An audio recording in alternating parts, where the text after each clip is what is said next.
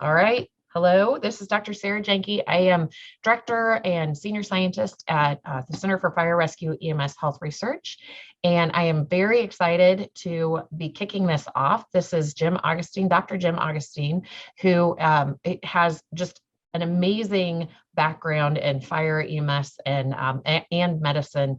And as we were talking about COVID and the response and all the things that the fire service needs, I kept telling Jim, like, what we need is for everyone to hear you talk every week. And then as we were talking, it occurred to us that we could do that. So he has been fantastic and has been part of the IAFC, IAFF COVID task force and has been updating that team with kind of what the fire service needs to know every week throughout COVID. And so we're just going to start doing this and record each week, do a brief update on what he sees and what he thinks that everyone I've been calling it the fronterist line, the people who take people to the front line, what those folks need to know. So Jim, thank you so much for doing this and taking the time. I know you are completely swamped, but we really appreciate this and value your input. So what do fire EMS folks need to know about COVID today?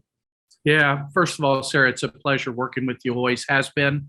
15 years-ish ago, I met you in your early days.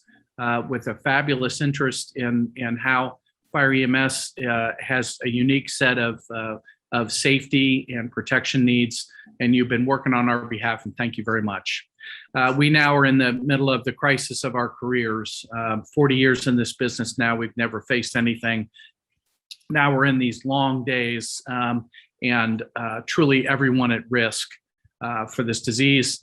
What we need to know this week is that the Delta variant is very different than what we originally faced almost a year and a half ago now, going on 2 years, and that the vaccinations are proving very successful in preventing hospitalizations and death, and so encouraging people to get the vaccines.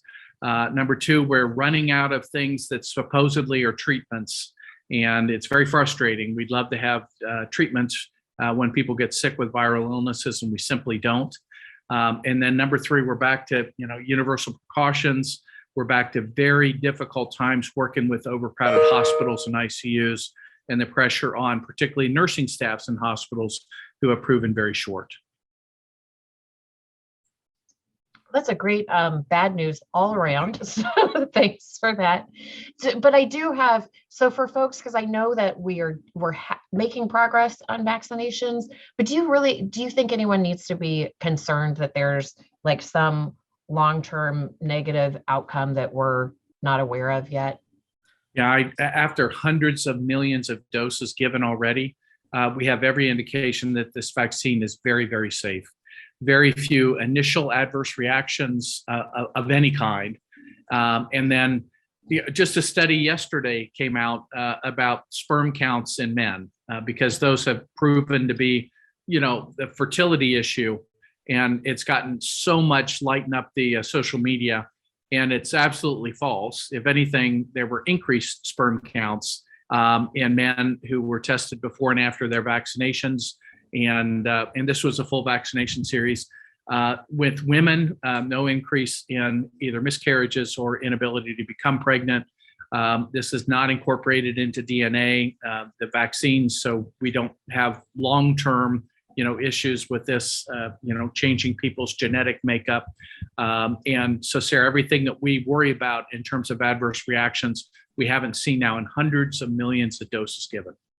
Okay, perfect. And I was reading that most of any side effects would be the first couple months anyway, since it's not something that you take over time, right? Right, that's correct. Yeah. The positive side. So we're at the beginning of September. We may be at a stage where the rapid rate of increase is stopping in this country. There's regions that are still, under fire, and my service region in Atlanta, Georgia, we're at a crisis point.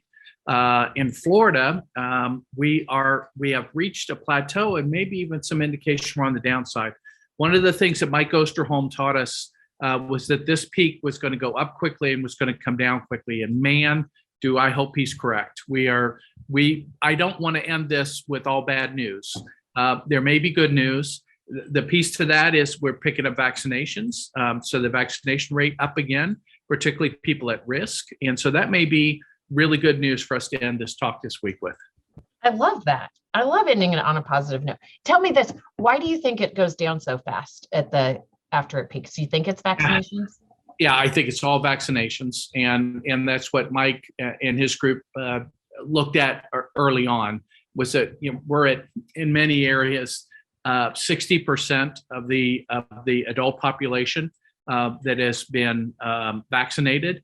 A lot of those are the elders who were the most at risk.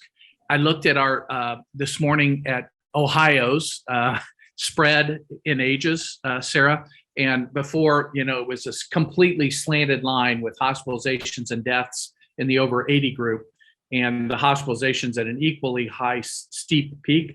And this has maximum ages right now in the age group 40 to 49. Isn't that terrible? But the over 80s aren't being reflected in the death rates or the hospitalizations. But boy, our poor hospital people and the ICU people, they're dealing with 30 and 40 and 50-year-old individuals unvaccinated in their units dying. It's really hard on them.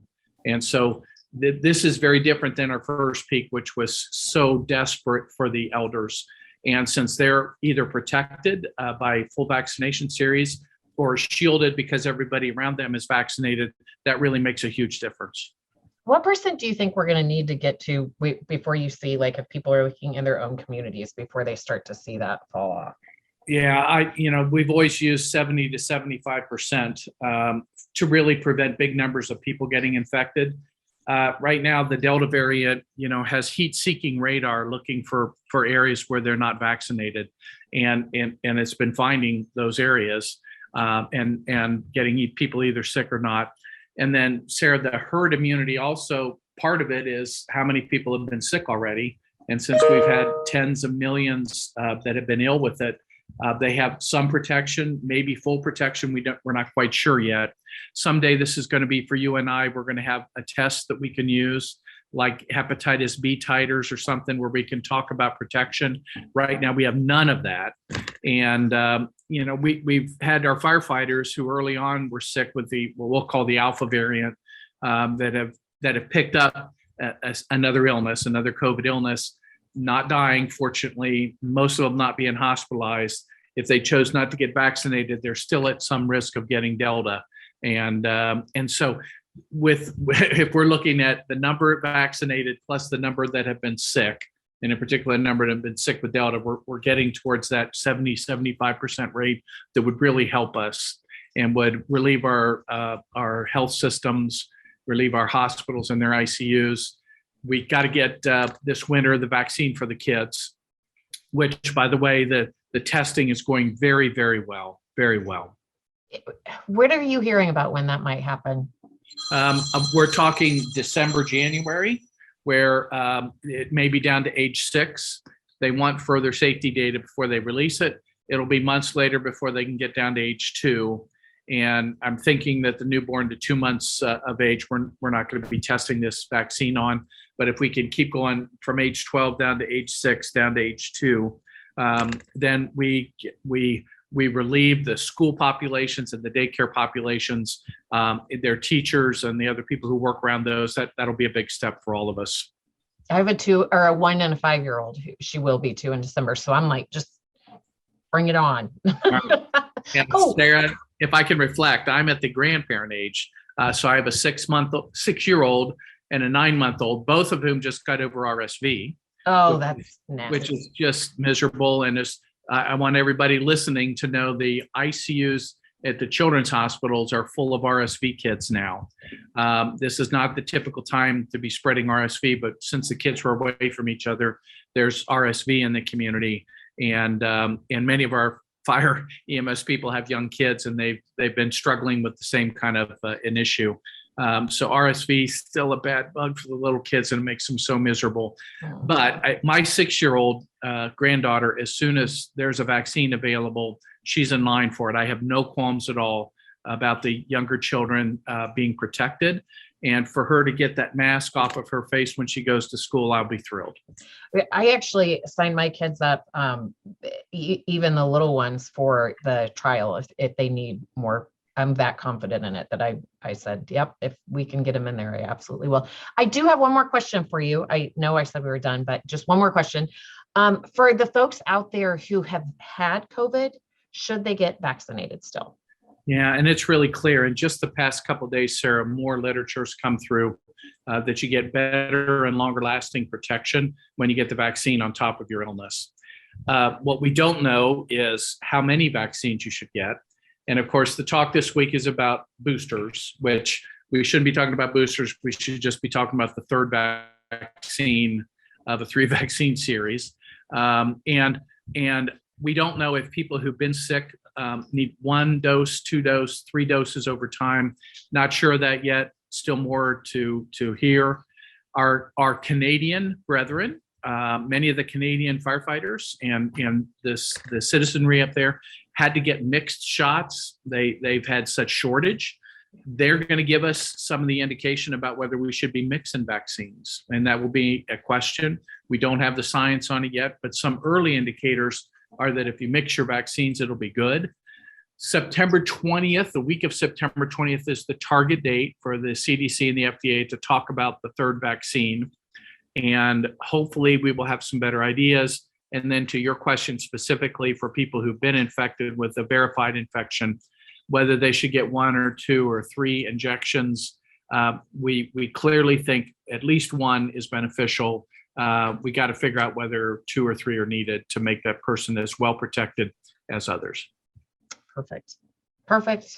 All right. So my ending on a positive note is more science to come, but I think that's a positive because I think all these questions are being asked. So it takes time. And you help us with all that science. And thanks for how you serve us, Sarah. Well, thank you. You're welcome.